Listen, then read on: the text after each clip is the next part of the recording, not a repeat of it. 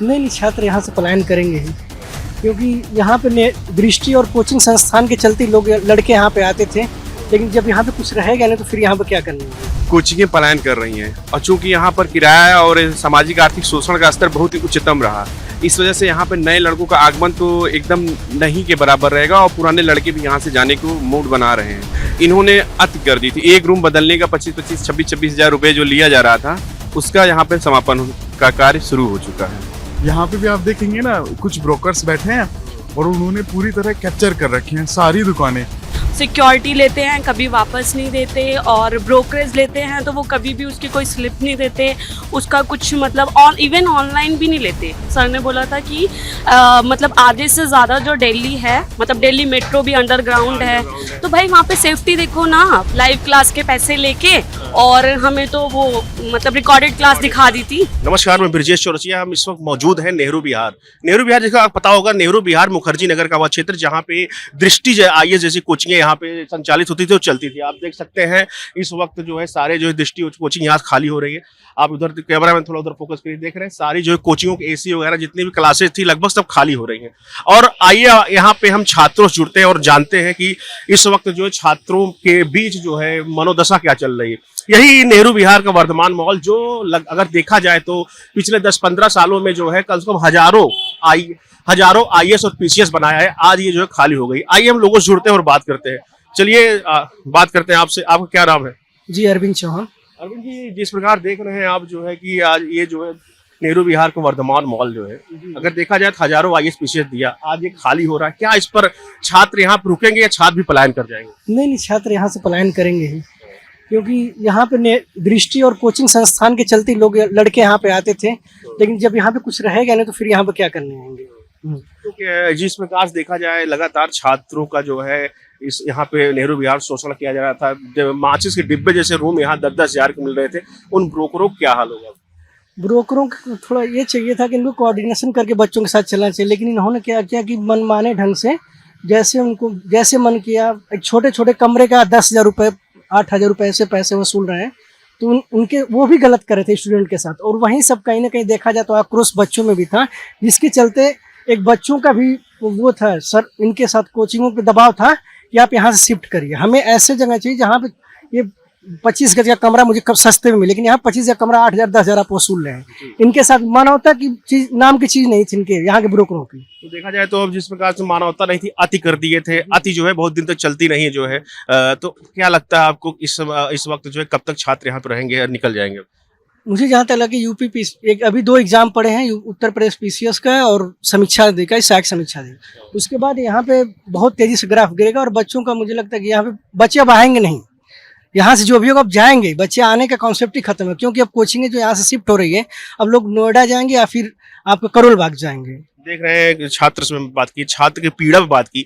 उन्होंने कहा कि जो है यहाँ पे जो अतिथि जो है मकान मालिकों की अतिथि और कोचिंग के संचालकों की अतिथि जो है, यहाँ बेसमेंट में कोचिंगें चलती थी। दिल्ली प्रशासन जब से वो घटना हुई उसके बाद जो है घटना के बाद यहाँ के जो है प्रशासन जो है और जो है शक्ति में आई और जो है एक्टिव हो गई। एक्टिव होने के बाद सारी कोचिंगों को यहाँ से जो है उन्होंने पलायन करा दिया है। कुछ कोचिंगें नोएडा जा रही हैं, कुछ जो है कोचिंगें जो है जा रही हैं जो है करोल बाग। आइए इसी परिप्रेक्ष्य में जुड़ते हैं और एक छात्र हैं जो है, यहाँ नाम है आपका? अनुराग शुक्ला। अनुराग जी, क्या लगता है जो है जिस प्रकार से यहाँ पे एक बाहर का माहौल हुआ करता था, ये जो है हजारों IAS PCS देने वाला वर्धमान मॉल क्या लगता है अनाथ हो जाएगा? हाँ बिल्कुल अनाथ होने के कगार पर है, क्योंकि कुछ प्राकृतिक और मानवीय आपदाओं के परिणाम स्वरूप यहाँ पर कोचिंगें पलायन कर रही हैं और चूंकि यहाँ पर किराया और सामाजिक आर्थिक शोषण का स्तर बहुत ही उच्चतम रहा, इस वजह से यहाँ पर नए लड़कों का आगमन तो एकदम नहीं के बराबर रहेगा और पुराने लड़के भी यहाँ से जाने को मूड बना रहे हैं। जो स्टूडेंट कम्युनिटी यहाँ से हटने को बिल्कुल एकदम तैयार बैठी हुई है। उनके पास 2 एग्जाम आने वाले समय में है, 2-4 महीने में, उसके बाद वो लड़के भी यहाँ से निकल जाएंगे। तो क्या लगता है जो है कि यहाँ से आप लोग की बहुत यादें जुड़ी होंगी, कई दोस्त कई फ्रेंड यहाँ सेलेक्ट हुए हैं, तो क्या लगता है आप लोग मतलब कि यहाँ से निकलने के बाद कुछ यादें सजो के लिए जाना चाहते हैं? यादें अच्छी और बुरी में देखा जाए तो अनुपात बुरी यादों का ज्यादा रहा, तो संजो के ले जाने के लायक तो यहाँ पे सिलेक्शन भरा है। सिलेक्शन हो जाएगा तो यादें अच्छी ही रहेंगी, नहीं तो फिर वही है। अच्छा, अभी देखा जाए तो रिसेंटली कोई एग्जाम वगैरह जिस प्रकार से लगातार पेपर लीक के मामले आ रहे हैं, लगातार जो है देखा जाए कि पेपर लीक हो रहे हैं, पेपर आउट हो रहे हैं, अब कोई रिसेंटली आप लोग का एग्जाम कुछ बचा हुआ है? रिसेंटली एग्जाम जो अभी यूपी PCS का जो कैंसिल हुआ था वो 27 अक्टूबर को, आने वाले 2 महीने के बाद जो है उसके बाद RO का पेपर है, उसके अतिरिक्त और कोई पेपर इधर नहीं है। अच्छा, और कुछ कहना चाहते हैं? जिस प्रकार यहाँ पे मकान मालिकों की और कोचिंग संचालकों की जो है अति चल रही थी, लगातार छात्रों से जो है धन पशु की तरह जो है धन वसूला जा रहा था, इस पर कुछ कहना चाहेंगे? अति सर्वत्र वर्जते कहा गया है, उसी का परिणाम, उसी का जो नवीन रूप यहाँ पर देखने को मिल रहा है। इन्होंने अति कर दी थी। एक रूम बदलने का 25-25, 26-26 हजार रुपए जो लिया जा रहा था, उसका यहाँ पे समापन का कार्य शुरू हो चुका है। TIS कोचिंग जो संचालित होती थी, सारे उसके सामान उजड़ रहे हैं, उखड़ रहे हैं। आइए हम बात करते हैं इस सिलसिले में। क्या नाम है आपका? जीवन चौहान। क्या लगता है जो है नेहरू विहार अनाथ होने वाला है? बिल्कुल पूरी तरह होने वाला है। और इसके पीछे रीजन ये है कि यहाँ पे जो जैसे बसाया गया था, जिस प्लान से बसाया गया था, उसका पर्पस तो रहा नहीं, क्योंकि 84 में जो लोग थे उन लोगों को शरण देने के लिए बसाया गया। इसको फिर पर्पस से हटके यहाँ पे ब्रोकरों ने पूरी तरह कब्जा कर लिया है। यहाँ पे भी आप देखेंगे ना, कुछ ब्रोकर्स बैठे हैं और उन्होंने पूरी तरह कैप्चर कर रखे हैं सारी दुकानें।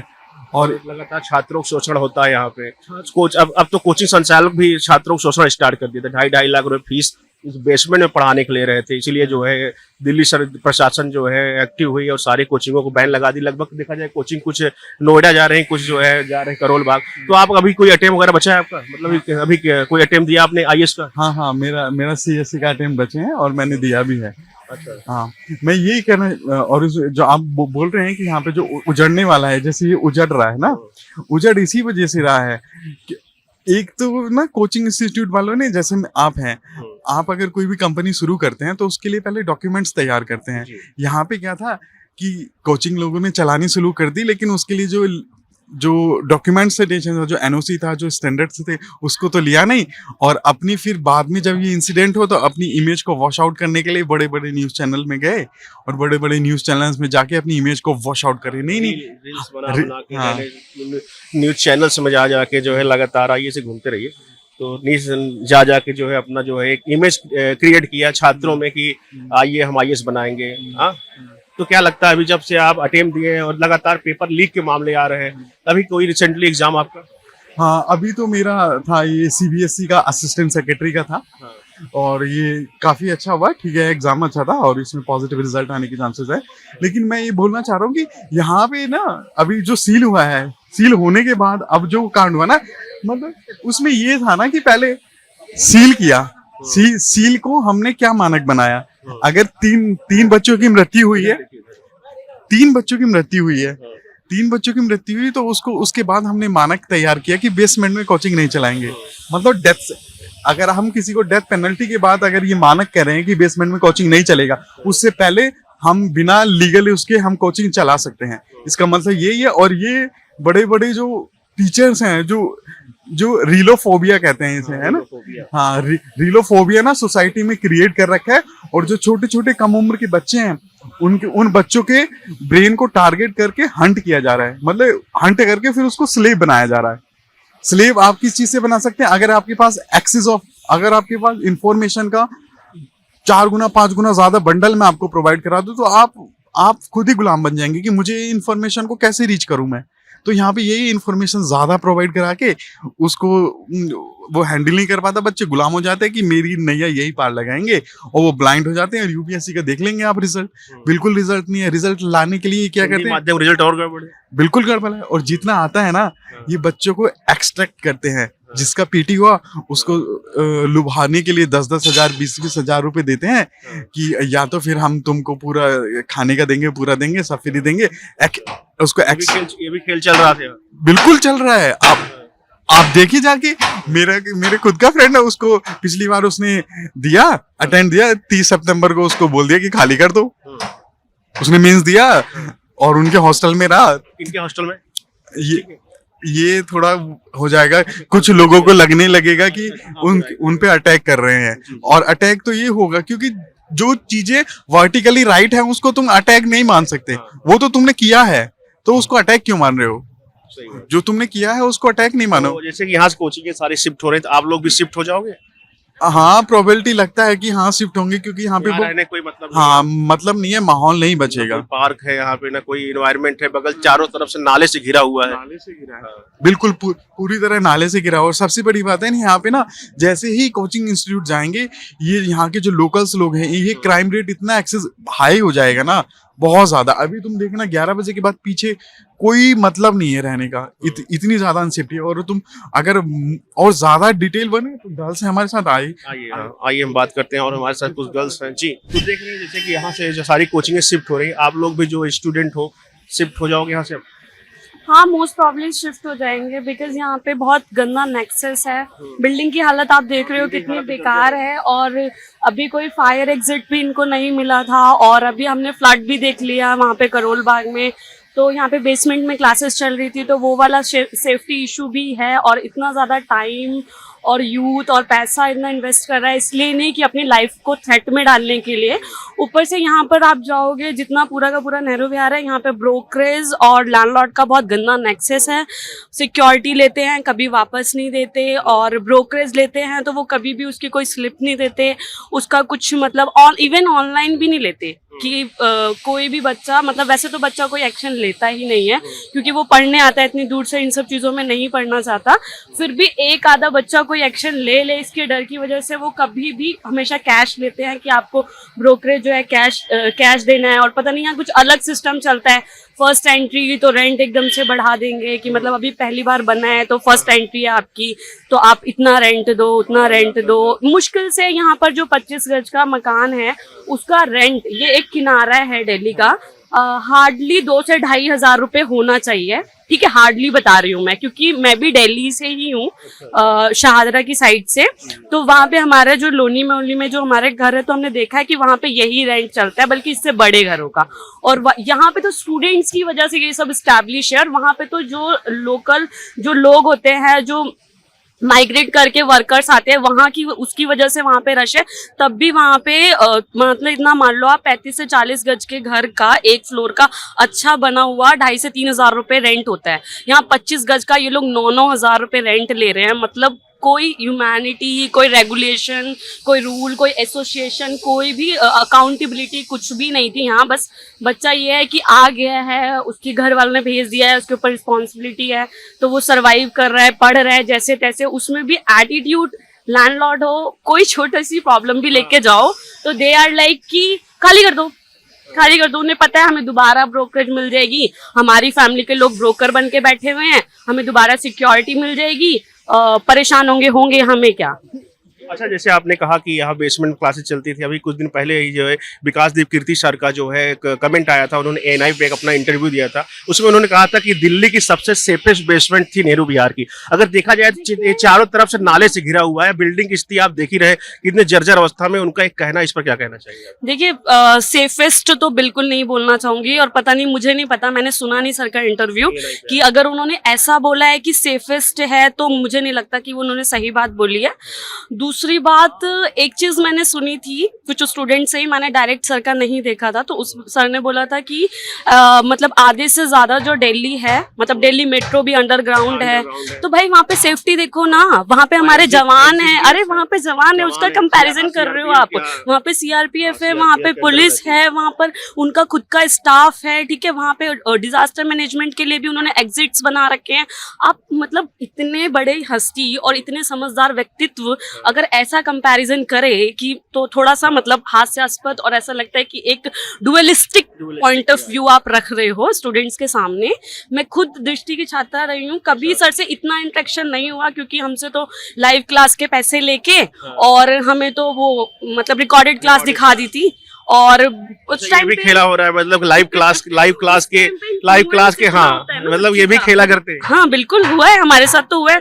और उस मतलब मैन्युपुलेट ऐसे किया जाता है, नया बच्चा है, अभी देखो अभी टाइम हो गया हमको, जब नया बच्चा आता है तो उसको ऐसे बोला जाता है कि अरे क्या फर्क पड़ता है, एथिक्स में क्या कर लोगे, कैसे, मतलब इतना तो फर्क पड़ता ही नहीं है। तो उसके बेसिस पे फिर लाइव के बेसिस पे दे देते हो, फर्क पड़ता है। यहाँ आप कोच हो, आप टीचर नहीं हो, कोचिंग खोल रखी है आपने, आपको गाइड करना है बच्चे को। अगर बच्चे को मतलब एथिक्स से, मतलब लेक्सिकन से ही पढ़ना है या डीके बालाजी से ही पढ़ना है, तो वो खुद से ही पढ़ लेगा। ठीक है, और मतलब रिकॉर्डेड दे रहे हो आप, वो कहीं से ऑफलाइन परचेज कर लेगा जाके। मतलब ऑनलाइन क्लास का पैसा डबल होता है ऑफलाइन के कंपैरिजन, कहीं भी किसी भी कोचिंग में चले जाओ। लेकिन हाँ, दृष्टि ने करा है, बहुत सारे बैचेज में ऐसा किया है कि एथिक्स की क्लास जो है रिकॉर्डेड दिखाई गई है लाइव के पैसे लेके। तो अब तो मुझे ऐसा लगता है कि जो एक होता है ना कि कथनी और करनी में डिफरेंस बहुत बड़े बड़े लोगों के स्तर पर है, चाहे वो टीचिंग का हो और खैर बाकी सारे लोगों का। लेकिन वही है कि जब भी आप अकाउंटेबिलिटी होती है और एक किसी शिक्षित और बहुत अच्छे व्यक्ति से जो कभी सेलेक्ट हुआ और इतनी बड़ी संस्थान चला रहा है, तो वो व्यक्ति फिर एक तरीके से भाई उसको कैसे खत्म करेगा, सार्वजनिक माफी मांग के खत्म करेगा। रील और रियल में जो है जो डिफरेंस होता है वही डिफरेंस यहाँ पे रील और रियल।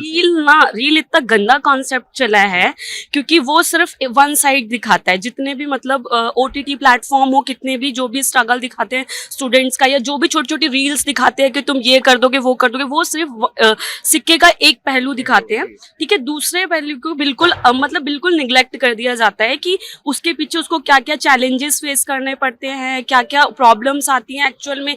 कितना मतलब कोचिंग वाले भी सपोर्टिव होते हैं, नहीं होते, कोई सपोर्टिव नहीं होता।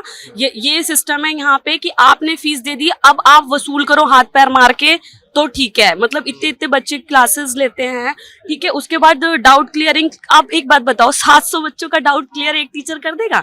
उसके बाद 10 मिनट दे रहा है वो क्लास के बाद, कितना भी अच्छा टीचर। और सबको पता है ये एक नेक्सस है। देखो माफिया जो होता है ना, कोचिंग माफिया, वो है, उसमें कोई दो राय नहीं है कि नेक्सस नहीं है या चल नहीं रहा। और कोई मतलब बहुत कम टीचर हैं जो अकाउंटेबल हैं और जो एथिकल हैं।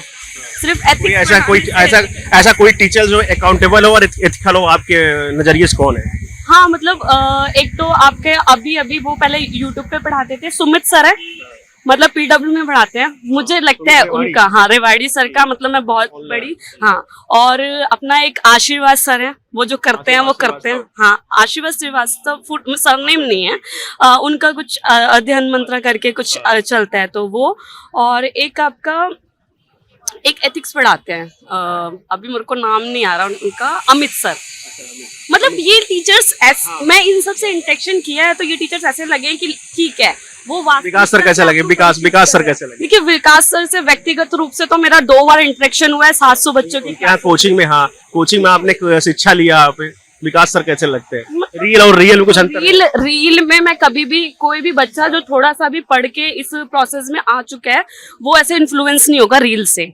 वो क्या होता है कि नए बच्चों को बुला के और यहाँ पर अपनी नई एडमिशन देने के लिए वो एक एजेंडा है, वो एक प्रोपोगेंडा है कि मतलब पढ़ोगे तो हो जाएगा, आओगे तो हो जाएगा, समथिंग। बट एक्चुअल में ऐसा होता नहीं। रियल कुछ और ही है, रियल बहुत कुछ है। मतलब बच्चों को मतलब इमोशनल, फिजिकल, फाइनेंशियल, इतने सारे एक तरीके से ट्रॉमास फेस करने पड़ते हैं और वहां पर कोई नहीं खड़ा होता। मतलब सिर्फ फ्रेंड्स खड़े होते हैं, वो भी क्या कर लेंगे, सब स्ट्रगलिंग है, सबके घर से लिमिटेड पैसा आ रहा है। लेकिन कोई मतलब MCD बोल रही थी इतने टाइम से कि हम लोग, MCD को नहीं पता था, आप बताओ ना, MCD को नहीं पता था, टाइम से क्लासेस चल रही है, MCD को नहीं पता। जब हादसा हो जाता, अभी भी ऐसे कई, हाँ। वहाँ पर इंसिडेंट हुआ, बच्चे ऊपर से कूदे, वहाँ पर कोई फायर एग्जिट नहीं था, कोई भी सेफ्टी नहीं थी, फायर सेफ्टी नहीं थी। उसके बाद भी यहाँ बेसमेंट में क्लासेस चली हैं, यहाँ मेंटरशिप की क्लासेस चली हैं, तो वो क्यों चल रही थी? उस टाइम MCD कहाँ था? उस टाइम पे जो हमारे यहाँ के जनप्रतिनिधि थे वो कहाँ थे?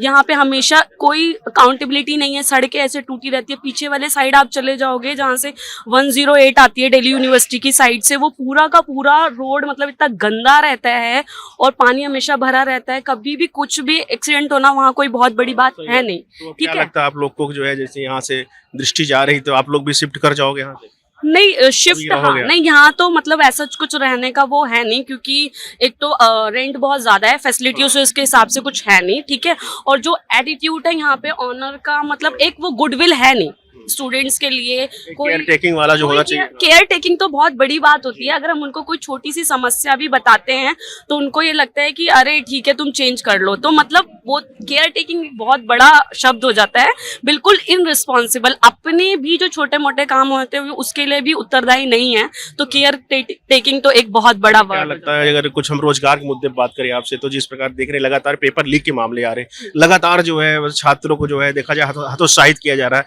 इस पर कुछ कहना चाहेंगे? बेरोजगारी के मामले पे क्या कहना चाहेंगे? क्या नजरिया है आपका? देखिए बेरोजगारी के मामले पे एक तो सबसे बड़ी बात यह है कि बेरोजगारी तो है, हमें दिख रहा है। फिर दूसरी बात है जो ये रील करके जो मैनिपुलेशन किया गया है ना, कि हर दूसरा बच्चा मतलब निकाल लेगा कॉम्पिटेटिव फील्ड में, उसके बाद जो भी पेपर लीक होता है और हमारे देश के शिक्षा मंत्री पार्लियामेंट से खड़े होकर पेपर बोलते लीक हैं हुआ ही नहीं, कि प्रधान इतने जी सालों में कभी पेपर लीक हुआ ही प्रधान जी नहीं। कह रहे हैं कि तो संसद से बोल रहे हैं, कितना बड़ा झूठ कि पेपर लीक हुआ ही नहीं। ये बहुत हास्यास्पद स्थिति है और कोई भी बच्चा इससे अनभिज्ञ नहीं है जो अपना मतलब इतने सालों से इसमें निरंतर लगा हुआ है, प्रयासरत है, उसके बाद उसको लग रहा है कि इस बार हो जाएगा, फिर वो पेपर देके बाहर निकलता है तो उसको पता चलता है कि पेपर लीक हो गया है। तो आप किससे झूठ बोल रहे हो? आप झूठ बोल रहे हो जो मतलब इस चीज से अनभिज्ञ लोग हैं, जो ग्रामीण परिवेश में रहते हैं, क्योंकि भारत में वो अधिकतर लोग मतलब अभी भी मेजॉरिटी ऑफ लोग जो है वो गांवों में रहते हैं। आप उनको ये दिखाना चाह रहे हो कि हमारी मतलब चीजें बहुत स्मूथली चल रही हैं, सब बहुत अच्छा चल रहा है, बहुत अच्छा परिवर्तन आ रहा है। अगर परिवर्तन आ रहा है तो हादसे के बाद आप क्यों एक्टिव हो रहे हो? आप मतलब आप पहले से क्यों नहीं सक्रिय हो रहे हैं? आप बाद में क्यों सक्रिय हो रहे हो? क्यों मतलब उस टाइम पे आपकी समझदारी कहाँ चली जाती है? तो देखिए, सबका नेक्सस है, ये तो किसी से छुपा नहीं है। यहाँ पे या एमसीडी हो या कोई भी हो, जब वहां पे इंसिडेंट हुआ था उसके बाद भी यहाँ 1 साल तक या 6 महीने तक क्लासेस कैसे चल गई एमसीडी के बिना, उससे बिना संज्ञान में लिए हुए। एमसीडी को सब पता होता है कि किस ठेले वाले ने कब वहां पे एक स्टॉल लगा लिया, बेचारे ने वालों को पता होता है सारे कब ठेले, हाँ। पैसे लेने हैं, सब बीट ऑफिसर्स को पता होता है, लेकिन इनको नहीं पता होता एमसीडी वालों को कि यहाँ पे मतलब इनलीगल चीजें चल रही हैं, जो नियम और जो कानून है या जो रेगुलेशंस हैं उनके बेसिस पे चल रहा है, सब कुछ फॉलो हो रहा है, नहीं हो रहा है, सबको सब पता होता है। लेकिन ठीक है, वो चल रहा है तो चलने दे रहे, वो भेड़ चाल वाली बात है। तो ऐसा कुछ बहुत ज्यादा परिवर्तन आया नहीं है कोई कि मतलब एकदम से सरकार परिवर्तित हो गई तो लीकेज रुक गया। कोई भी एग्जाम हो, आप मतलब आरओ लेवल का एग्जाम लीक करा रहे हो, आपको पता है कितने बच्चे बेचारे वहां पे लाइब्रेरी की फीस देते हैं, रेंट देते हैं, फिर मतलब मेंटल ट्रॉमा झेलते हैं, उसके बाद निरंतर इतने सालों से प्रयास में लगे होते हैं, उनको लगता है ठीक है उनका अच्छा स्कोर बन रहा है, फिर पेपर लीक हो जा रहा है। मतलब एक बच्चा तो चलो ठीक है, उसके फैमिली वाले कोई किसान फैमिली से आ रहा है, कोई मजदूर फैमिली से आ रहा है, कोई कैसी स्थिति से आ रहा है। मतलब यहाँ पे एक बहुत फेमस डायलॉग है कि आप इतना इतना रेंट दे देते हो। अरे आपको क्या पता, बच्चा पार्ट टाइम जॉब कर रहा है, बच्चा डिलीवरी बॉय का काम कर रहा है क्योंकि उसको पढ़ना है। इसका मतलब ये नहीं है कि कोई रेंट दे देता है तो वो सक्षम ही है सारे बच्चे। मतलब यहाँ पे नहीं तो नहीं 30 to 70% बच्चे पार्ट टाइम ट्यूशन दे रहे हैं, आंसर की कॉपीज चेक कर रहे हैं कोचिंग में जाके। मतलब वो अपना एक्स्ट्रा इनकम ढूंढ रहे हैं। वो इतने सक्षम नहीं है कि वो दे सके, लेकिन वो दे रहे हैं। क्यों?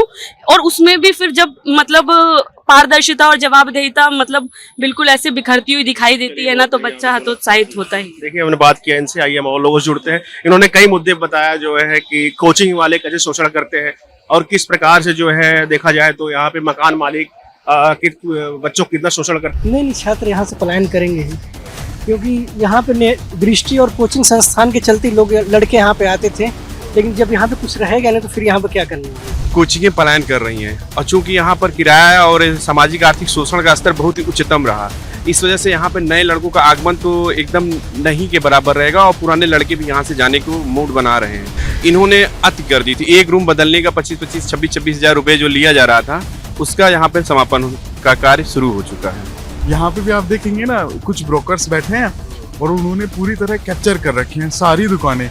सिक्योरिटी लेते हैं, कभी वापस नहीं देते, और ब्रोकरेज लेते हैं तो वो कभी भी उसकी कोई स्लिप नहीं देते, उसका कुछ मतलब इवन ऑनलाइन भी नहीं लेते। सर ने बोला था कि मतलब आधे से ज़्यादा जो दिल्ली है, मतलब दिल्ली मेट्रो भी अंडरग्राउंड है, तो भाई वहाँ पे सेफ्टी देखो ना। लाइव क्लास के पैसे लेके और हमें तो वो मतलब रिकॉर्डेड क्लास दिखा दी थी